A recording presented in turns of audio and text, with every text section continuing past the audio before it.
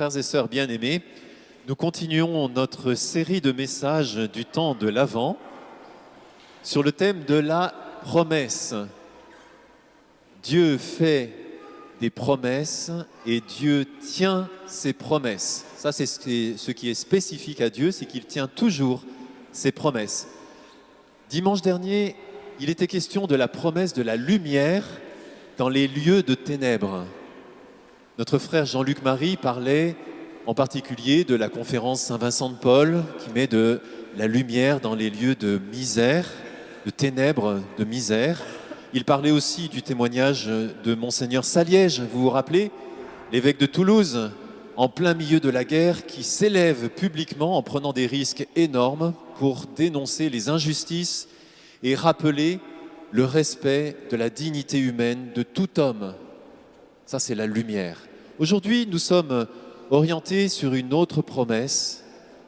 Elle est magnifique et nous y aspirons tous, la promesse de la paix. Nous avons entendu dans le psaume, chanté tout à l'heure, ce verset.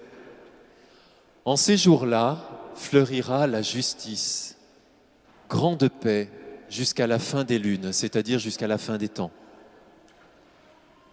Ça nous fait du bien d'entendre ça, n'est-ce pas? Une promesse de Dieu. En même temps, on se dit, mais quand est-ce que ça va avoir lieu, cette histoire-là?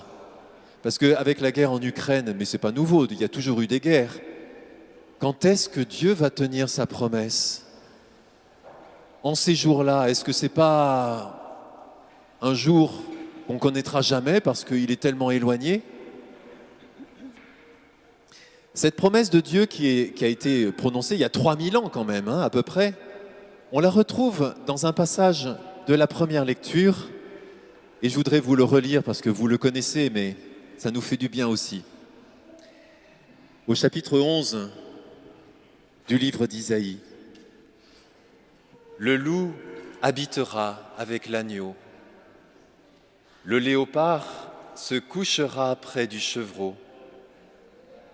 Le veau et le lionceau seront nourris ensemble, un petit garçon les conduira. La vache et l'ours auront même pâture, leurs petits auront même gîte. Le lion comme le bœuf mangera du fourrage. Le nourrisson s'amusera sur le nid du cobra, sur le trou de la vipère, l'enfant étendra la main. Il n'y aura plus de mal sur ma montagne sainte. » Quelle magnifique promesse du Seigneur, là aussi. Un paradis de paix, d'harmonie. Et là encore, on se dit, oui Seigneur, mais quand? C'est beau ça, mais est-ce que c'est pas complètement utopique?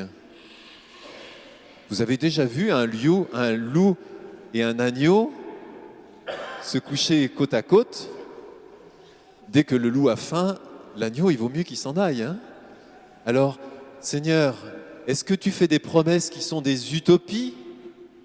Des promesses qui sont du vent ou pas? Parce que notre expérience, c'est autre chose. Un loup et un agneau, ça nous rappelle une autre histoire, par exemple, celle de la fable de La Fontaine. Vous connaissez la fable du loup et de l'agneau. L'agneau est en train de boire gentiment et en amont se trouve un loup qui cherche de multiples raisons pour venir sauter sur l'agneau, en toute justice évidemment. Tu troubles l'eau. Et puis si c'est pas toi, c'est ton frère, c'est tes congénères. Et puis chaque fois évidemment, l'agneau lui dit « Mais non, non, non, c'est pas vrai ce que tu dis. » Et à la fin, le loup finit par quoi? Par sauter sur l'agneau et le manger. Et la morale de l'histoire que La Fontaine dénonce dans cette petite fable, c'est que la raison du plus fort est toujours la meilleure. Et ça c'est la norme de notre monde. La raison du plus fort est toujours la meilleure. C'est notre expérience sans cesse. Celui qui a le pouvoir, celui qui a de l'argent, celui qui est en colère, celui qui est de la force, il s'impose aux autres. Et ça suscite la violence, et ça suscite la souffrance, et ça c'est ce qu'on connaît. Et ultimement, finalement, le problème, c'est celui qui est rempli de son moi. Parce que quand il y a un moi qui rencontre un autre moi, eh bien, ça fait une confrontation et ça fait la guerre. Et ça, c'est notre histoire, c'est le drame de notre humanité depuis des millénaires, depuis la nuit des temps. C'est ça. Est-ce qu'on est condamné à ça? Et la promesse de Dieu, elle est où? Une histoire de loup et d'agneau. Il y en a une autre encore. Vous la connaissez? L'histoire du loup de Gubbio. Peut-être tout le monde ne connaît pas. Gubbio, c'est un village en Italie. Et à l'époque de Saint François, qui est joué par cet acteur-là, à l'époque de Saint François, ce village de Gubbio était dans la terreur. Parce qu'un loup rôdait dans les parages, un loup féroce, un loup très fort.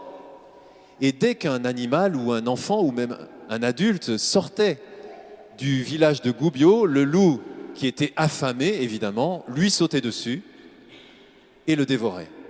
Et le village était terrorisé. Bien sûr, cette histoire qu'on trouve dans les Fioretti de Saint François, cette histoire est peut-être allégorique. Peut-être bien que ce loup, c'était pas vraiment un loup, que c'était un bandit de grand chemin, ou un seigneur dans son château à côté qui faisait régner la terreur sur toute la région. Ou peut-être c'était un loup, on ne sait pas bien. En tout cas, il y avait une situation de terreur. Saint François arrive dans ce village de Gubbio, et puis on lui parle du loup. Et il dit aux habitants de Gubbio, « Je vais aller parler au loup. » « Mais ne fais pas ça, il va te manger !»« Je vais aller parler au loup. » Saint François sort du village de Gubbio. Dès que le loup arrive, il fait le signe de croix sur le loup. Le signe de la victoire de l'amour. Le signe de l'agneau. Et il s'est fait lui-même agneau, François, pour aller au-devant du loup. Et ensuite, le loup, du coup, est frappé par ce signe. Et Saint François le reprend avec bienveillance, mais avec fermeté. Frère loup, ah tiens, c'est intéressant. Voilà, on rentre dans la culture de Saint François, où n'importe quelle créature, même si elle est méchante, il lui dit « frère ». Frère loup, ce que tu fais, c'est pas bien. Regarde tous les villageois là qui sont dans la terreur à cause de toi. Alors je sais bien, tu as faim, il faut bien que tu manges. Mais il faut que tu changes de comportement, ça va pas. Et il l'exhorte à la conversion. Et dans les Fioretti, on voit le loup qui baisse la tête. Et Saint François lui propose un pacte. Je vais aller parler aux villageois, et si tu es d'accord de changer, mets ta patte sur ma main, comme font les enfants, et hop, il met la patte sur la main de Saint François. Après, il va voir les habitants. Ça y est, j'ai parlé au loup, mais vous savez, il a faim. Alors qu'est-ce qu'il peut faire?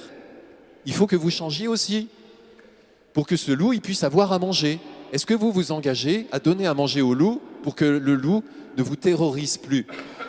Et les habitants changent aussi, plutôt que de dire on va le tuer. D'accord, on va le nourrir. Et la morale des Fioretti, c'est que pendant 2 ans, le loup a pu vivre au milieu de Gubbio, il entrait dans les maisons comme il voulait, et on lui donnait à manger. Et c'était la joie des habitants de donner à manger au loup. Et ça a été une grande tristesse quand le loup est mort 2 ans après. C'est une belle histoire, c'est une autre fable, vous voyez, qui ne termine pas tout à fait comme celle de La Fontaine, parce qu'il y a le signe de l'agneau qui est passé par là, le signe de la croix. Alors vous allez me dire, ouais, d'accord, tout ça c'est une fable du Moyen-Âge, c'était au XIIIe siècle, qu'est-ce qu'il en est de tout ça, et aujourd'hui, et nous?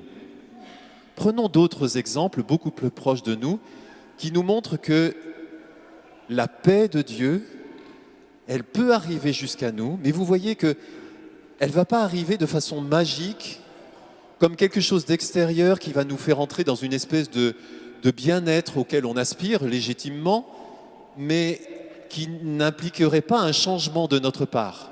C'est ça qu'on voudrait, nous, avoir la paix, faire tout ce qu'on veut, mais surtout ne pas changer. Eh bien non, l'Évangile est très clair et très ferme. Nous sommes invités à la conversion, à changer, comme le loup, comme les habitants de Gubbio. Prenons d'autres exemples. Nelson Mandela, Frédéric de Klerk. Les plus jeunes parmi nous, vous ne voyez peut-être pas qui c'est. Alors ça se passe en Afrique du Sud, au temps où régnait un régime absolument injuste, qu'on appelle l'apartheid, où les Blancs exerçaient un pouvoir de domination terrible sur les Noirs, qui pourtant étaient en Afrique chez eux quand même. Et ça a duré des années et des années. Nelson Mandela, c'est quelqu'un qui se révolte contre cette injustice. Il se révolte avec la violence, dans un premier temps. Ça lui vaut d'être en prison. Et il passe des années et des années et des années et des années en prison, avec les humiliations qui vont avec les souffrances épouvantables qu'il a connues. Et Nelson Mandela, quand il sort de prison, il décide de changer. Il décide de ne pas se venger, mais de travailler à la réconciliation, à la paix. Ça lui demande un énorme effort intérieur, de changer. Au même moment, Frédéric de Klerk, qui est président de l'Afrique du Sud, décide lui aussi de s'engager dans un processus pour sortir de l'apartheid et pour arriver à une réconciliation nationale. Et ils ont travaillé ensemble. Vous voyez, cette poignée de main, elle est extraordinaire. Quand on connaît le contexte, elle est extraordinaire. Et tous les deux ont tellement bien travaillé ensemble qu'ils ont fait sortir l'Afrique du Sud de ce régime d'injustice épouvantable. Et que tous les deux ont reçu le prix Nobel de la paix. Le prix Nobel de la paix. Prenons un autre exemple. Andrea Riccardi. C'est un homme qui était adolescent au sortir de la Deuxième Guerre mondiale. Après la guerre, c'est toujours la misère. Qu'est-ce qu'il voit? Des gens qui meurent de faim. Alors il leur apporte à manger, aux pauvres. Et puis des copains, il était adolescent à ce moment-là, des copains avec lui font la même chose. Et puis ça grandit. Et puis finalement, c'est toute leur existence qui s'engage dans le service des pauvres pour lutter contre la misère et la pauvreté. Et puis ils prennent conscience que quand ils luttent contre l'injustice de la pauvreté et de la misère, ça suscite la paix. Ça fait grandir la paix. Et alors Sant'Egidio, que Andrea Riccardi fonde, devient un organisme qui grandit et qui s'engage en faveur de la paix. Et aujourd'hui, c'est un organisme international qui est reconnu par toutes les instances, y compris politiques non chrétiennes, comme un médiateur très fort au service de la paix. Et ils interviennent dans tous les lieux de conflits difficiles en faveur de la paix. C'est un chrétien. C'est quelqu'un qui trouve ses racines dans le signe de l'agneau. Un autre exemple, Saint Jean-Paul II, qui réunit à Assise, tiens, c'est encore Assise, c'est marrant ça. À Assise, il réunit tous les chefs religieux de toutes les religions du monde entier.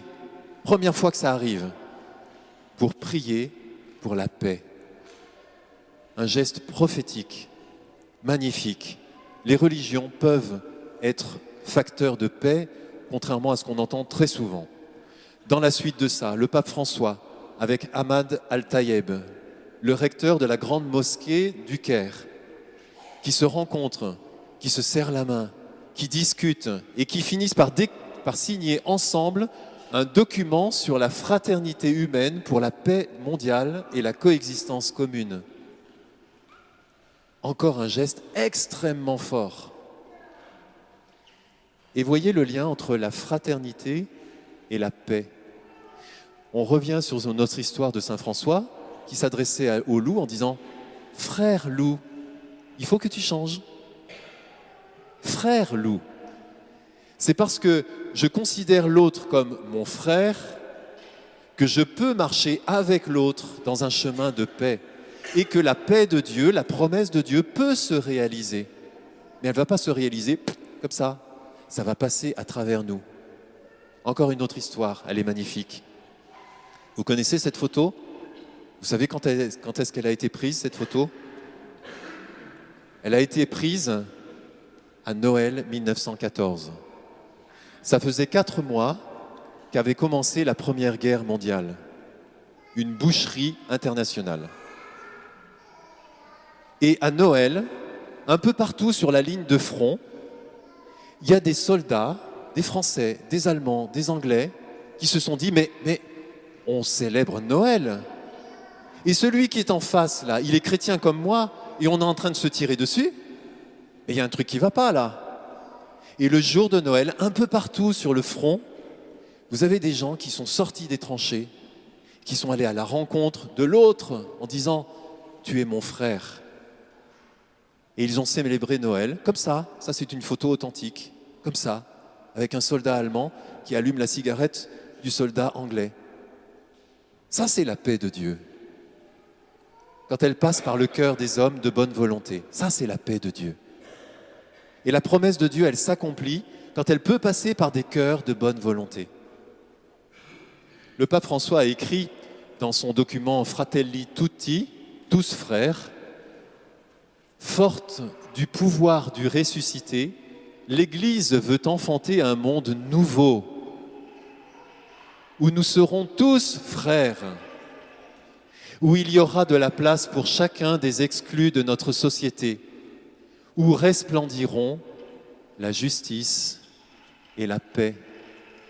En ce jour-là, fleurira la justice, grande paix jusqu'à la fin des lunes, disait le psaume. Et le pape reprend cette image.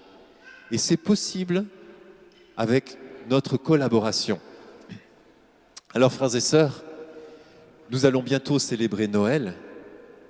Noël, c'est quoi? C'est la naissance parmi nous du prince de la paix. Et il s'est présenté à nous comme un agneau, c'est-à-dire un tout petit, innocent, vulnérable, qui ne peut pas faire du mal, mais à qui, au contraire, on peut faire du mal. Il s'est présenté de cette façon-là. Noël, c'est la fête de la pacification intérieure de nos vies.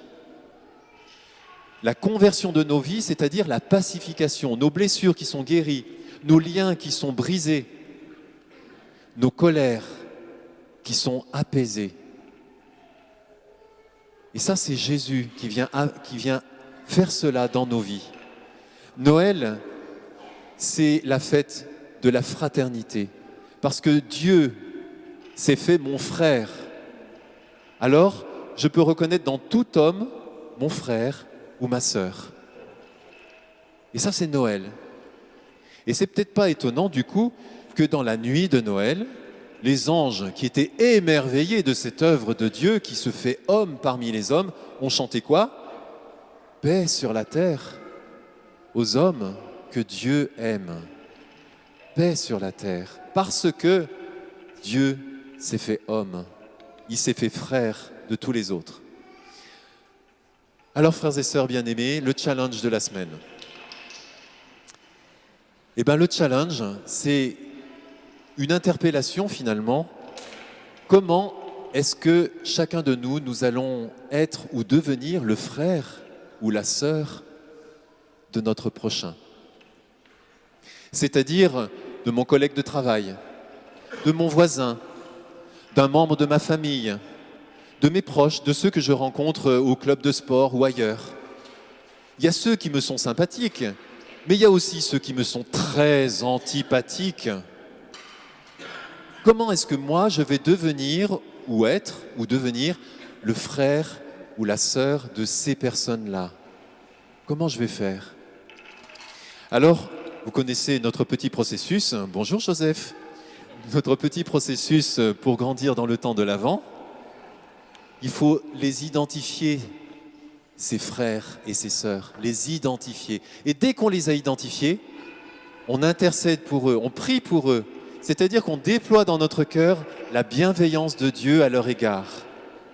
Et puis nous serons invités, vous savez, dès la semaine prochaine, à les inviter. Qu'est-ce que ça veut dire les inviter? Ça veut dire les mettre en connexion eux-mêmes, en relation avec le Prince de la paix, avec Jésus. Et ça, c'est notre mission. C'est ce que disait le pape François, c'est la mission de l'Église d'instaurer un monde nouveau qui repose sur la justice, la fraternité et donc la paix. Et nous en sommes tous les collaborateurs et les artisans. Amen.